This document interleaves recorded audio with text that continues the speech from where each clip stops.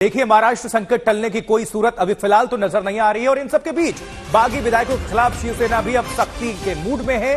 Party ने 16 विधायकों के निलंबन की सिफारिश डिप्टी स्पीकर से की है और आज मुख्यमंत्री उद्धव ठाकरे ने शिवसेना की राष्ट्रीय कार्यकारिणी की अहम बैठक भी बुला ली है। माना जा रहा है कि इस बैठक में ताजा हालात से निपटने पर चर्चा होगी, मंथन होगा। इस शिवसेना राष्ट्रीय कार्यकारिणी के सदस्यों में एकनाथ शिंदे भी हैं, जिन्होंने बगावत की है और इस वक्त वो गुवाहाटी के होटल में अपने समर्थक बागी विधायकों के साथ मौजूद हैं। तो आज बहुत कुछ होने वाला है। देखिए, वीडियो कॉन्फ्रेंसिंग के जरिए उद्धव अपनी बात रखने वाले हैं। विधायकों की बगावत के बीच उद्धव की यह बड़ी बैठक, सबकी निगाहें इस पर।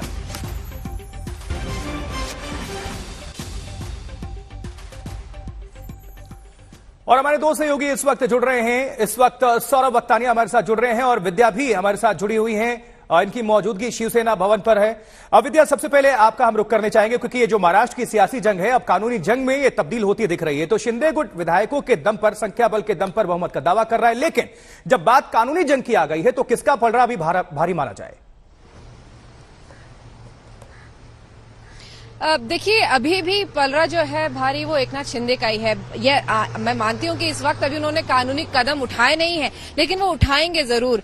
जिस तरीके से डेप्यूटी स्पीकर ने जिस तरीके से चुनाव किया है और निर्णय लिया है शिवसेना जो उद्धव ठाकरे की है उनकी तरफ, तो जाहिर सी बात है थोड़ी बहुत किरकिरी तो उनकी इस बात पे हुई है, तो इस वजह से वो जरूर आएंगे। लेकिन इस वक्त आप समझ लीजिए कि क्योंकि जो राजनीतिक हलचल है, जिस तरीके से उद्धव ठाकरे अपने कैडर को कह रहे हैं कि इन एमएलएस की जरूरत ही नहीं है, हम अपना देख लेंगे, जब तक शिव सैनिक हमारे साथ हैं हमारा कोई कुछ बिगाड़ नहीं सकता। इन सब बातों को देखते तो यही लग रहा है कि जो एमएलए जो गए, खासतौर से अगर आप देखें जो कुर्ला के जैसे एमएलए हैं या फिर दादर के एमएलए हैं, उन सब के खिलाफ उनके शिव सैनिक ही खड़े हो रहे हैं, उनके पोस्टर्स फाड़े जा रहे हैं, उनके दफ्तरों पे अटैक हो रहा है। तो ये सब जो हो रहा है उसको देखते हुए जरूर प्रेशर तो जरूर बनेगा उन बागी विधायकों के साथ के ऊपर, जो कि अभी इस वक्त गुवाहाटी में है। जी विद्या, आप हमारे साथ बनी रहे। इस बीच एक और बड़ी खबर दर्शकों तक पहुंचा दें, क्योंकि देखिए, खबर है कि शिवसेना ने जिन 16 बागी विधायकों को निलंबित करने के लिए चिट्ठी लिखी है, आज डिप्टी स्पीकर उन सभी को नोटिस भेज सकते हैं।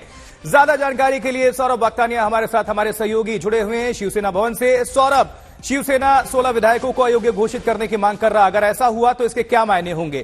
क्योंकि उद्धव ठाकरे ने जब वर्षा छोड़ा तो सीएम की कुर्सी भी छोड़ने के संकेत मिले, लेकिन अब उद्धव अब रण के मूड में है साफ तौर पर। क्या ठाकरे गुट को कोई संजीवनी मिल गई है?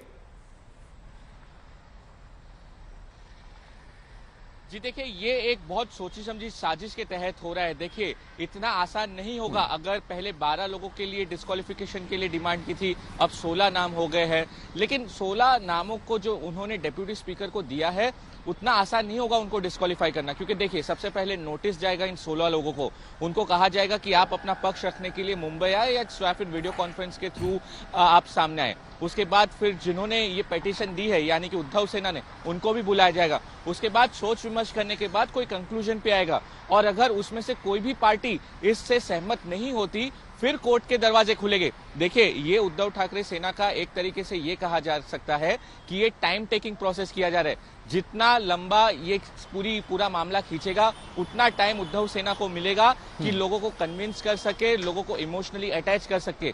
वहीं पर अब शिंदे ग्रुप का अभी एक ही स्ट्रेटेजी रहेगी कि जल्द से जल्द इसका सोल्यूशन लाए। हमें सोर्सेस ये बता रहे हैं कि सोमवार मंगलवार तक एकनाथ शिंदे कोई कदम ले सकते हैं। और आज जो बीजेपी की महत्वपूर्ण बैठक है अपने सारे निर्दलीय एमएलए के साथ, तो ये भी बहुत महत्वपूर्ण हो जाता है।